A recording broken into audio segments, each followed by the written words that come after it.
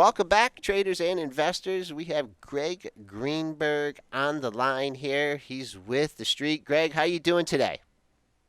Doing very, very well. Happy Thursday to you. Yeah, happy Thursday. Could you just briefly give us your education and how you ended up in this business? It's a sad, sad tale. Sorry to Oh, say. let's get the No, Kleenex out. Go ahead. I'm from Long Island, Hicksville and Jericho. For all you folks, if you know Nassau County, then I went to Amherst College, go Lord Jeffs, William Sucks.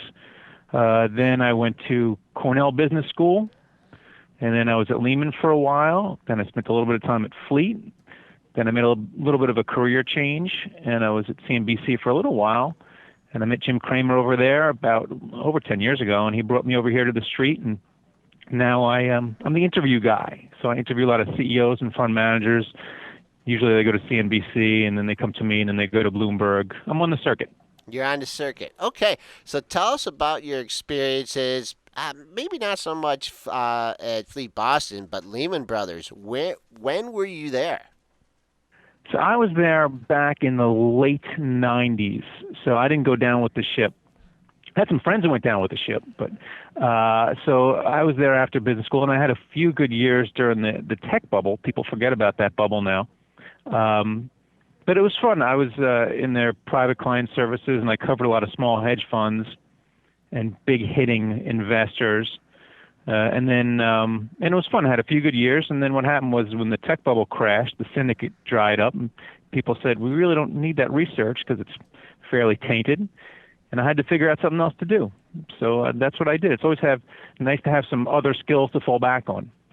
Okay, and so your other skills got involved with CNBC, and you did a segment for the closing bell. Well, mostly I was working on they were just starting out with their long form movies. So they were starting out with David Faber, who was doing some of his long form movies, and I was doing a lot of research. They did a WorldCom movie, and I was working for a great producer there named Laurie Gordon, who I think is at Al Jazeera now. And so that's kind of basically what I did over there. But I filled in on a few other shows. I met a lot of the personalities over there. It's great. It's a great network. I watch it every day. You know, our guy here, Jim Cramer, founded the Street, and he's obviously on CNBC quite a bit with his great Mad Money show. So, you know, I watch CNBC all the time, kind of like Malcolm McDowell in Clockwork Orange. You know, my eyes are just kind of peeled and watching it all day. So I kind of know that channel better than most of their anchors. And so when you were working over there, who was your favorite person to work with? Oh, they're all swell. Okay. No, I mean, honestly, they're really smart reporters over there. Jane Wells is fantastic out in California. I mean, she covers lots of different industries. She covers, meat. She covers defense. So I mean, she can do the hard-hitting reports, and then she can also do the softball stuff. So I mean, she's tremendously versatile. But they're all really intelligent, which is why they kind of hang around. I mean, you don't want to give up a seat over there because it's a great gig to have. I mean, David Faber is fantastic. They're all very good. How about your least favorite?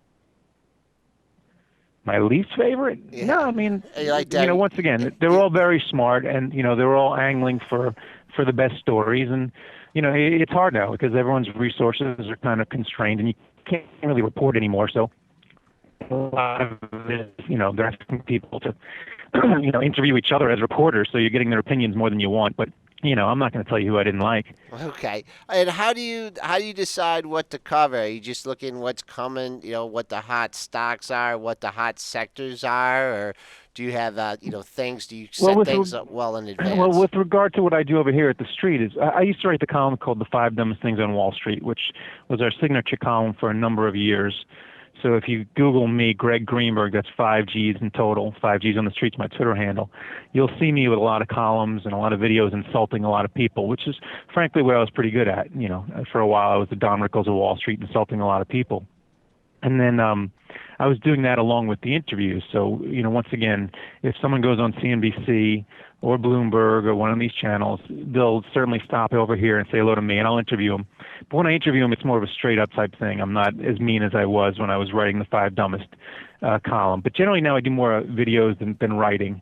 And I did write a movie though, which is coming out in the fall. It's You're called Friends kidding and me. Romans. What? Michael Rispoli and Tony Sirico are in it, so watch out for that. Wow, tell us about the movie.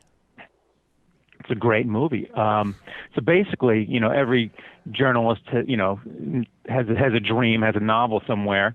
I figured I'd try a screenplay instead. So it's a story about these two guys that were mob extras, and they always wanted to prove that they could act, but they were always standing behind the likes of James Gandolfini or Al Pacino. So they decided to rent a theater in Staten Island and put on Julius Caesar by Shakespeare. And a real mobster joins the cast, and a real FBI agent joins the cast, and hilarity ensues. And they got a screening tonight. It's produced by Michael Mailer Films. That's Norman's son, for all you literary folks out there. And I've been working on it for a few years, and it just shows you if you really keep pushing, you can get something done. And hopefully the next time we speak, I'll have a big-ass budget movie out, and I can talk stocks that I actually own, because I can't own stocks right now. I'm just Right. an overeducated, I'm an overeducated, underpaid journalist, man. You heard my Oh, credentials. yeah. Okay. All right. Wow. All right. So, yeah. Join the club, Greg. Yeah. So just because of your position at the street, right? You're prohibited from making certain investments because of your being fouled. But just give us your. I mean, Sure, as far as compliance knows. No, it's not.